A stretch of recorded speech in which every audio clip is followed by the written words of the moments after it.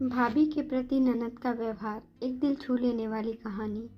सरोज जी के पास बहू सुधा अपने बच्चे को देते हुए कहती है, मम्मी जी आप बाबू को संभाल लेंगी? यदि आप कहें तो मैं ना जाऊं। तब सरोज जी कहती हैं, अरे सुधा कैसी बात कर रही है, मैं बाबू का अच्छे से ख्याल रखूंगी। अभी बाहर ठंड है इसलिए अपने बाबू को नहीं भेज रही हूँ तेरे साथ। और तू बिल्कुल फिक्र ना कर, आराम से जा। यहाँ पर मैं और तेरे बाबा हैं, सब देख लेंगे। फिर थोड़ी देर बाद गाड़ी की आवाज़ आती है और रमन भी आ जाता है। रमन कहता है, जल्दी करो सुधा, हम लेट हो रहे हैं। रमन के इतना कहते ही सुधा सरोज जी के पास बाबू की दूध वाली बोतल, कपड़े और उसकी ज़रूरती चीज़ें सब रखती है। तो सरोज जी प्यार से सिर पर हाथ फेरते हुए कहती हैं, अरे सुधा मैं सब कर लूँगी, मुझे भी सब पता है कैसे बाबू का ध्यान रखना है। हाँ हाँ मम्मी जी मैं जानती हूँ। यह कहकर वह पैर छूकर बाहर निकल जाती है। फिर थोड़ी देर बाद ननद नैना आती है और पूछती है, अरे मम्मी आप बाबू को संभाल रही हैं, भाभी कहाँ हैं? फिर सरोज जी बताती हैं, रमन और सुधा एक शादी में गए हैं। सुधा कितने दिनों से कहीं गई नहीं थी इसलिए सोचा उसको भेज दूँ तो उसे अच्छा लगेगा। ये अच्छा है आप छोटे बच्चों को संभालें और भाभी आराम से घूमें, ये भी कोई बात हुई? तू कैसी बातें कर रही है बेटा?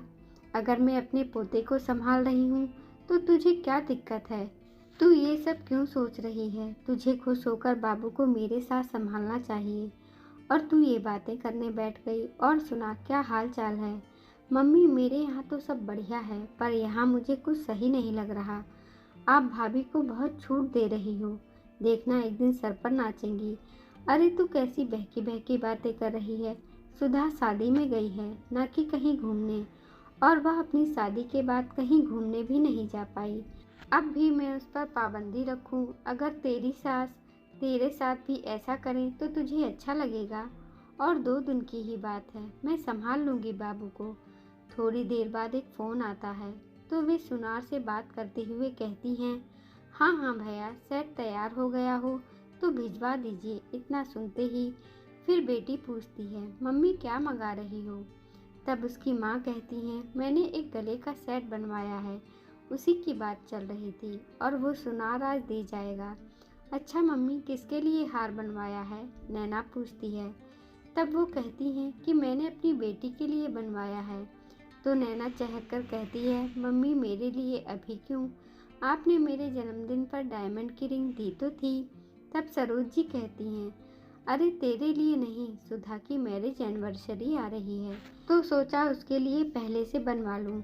फिर नैना कहने लगी, मम्मी आप तो भाभी को साड़ी भी गिफ्ट कर सकती थी, हार की क्या ज़रूरत है? तब सरोज जी कहती हैं, नैना मैं साड़ी दे सकती थी, पर बहू की पहली मैरिज एनिवर्सरी है और मैं तुझे डायमंड रिंग दे सकती हूँ तो बहू को क्यों नहीं?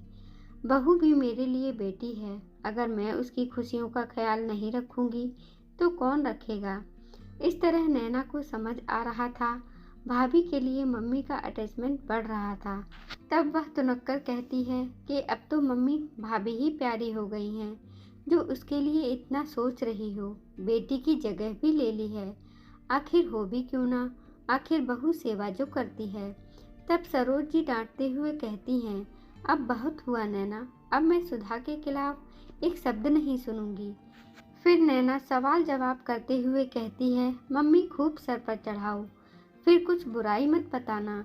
फिर क्या था? सरोज जी ने पूछा, तू आखिर चाहती क्या है? मैं और तेरी भाभी एक होकर ना रहें? मैं दुखी रहूं और उसे दुखी करूं? बस तू जब भी आए मैं अपनी दुख भरी कहानी का पिटारा खोलकर तेरे सामने बैठ जाऊं, तभी तुझे सुकून मिलेगा। तू नहीं चाहती क्या तेरी माँ और भाभी खुश रहें? क्या तेरे साथ भी ऐसा होता है जहाँ तेरी ननद तेरी सास को भड़काती हैं?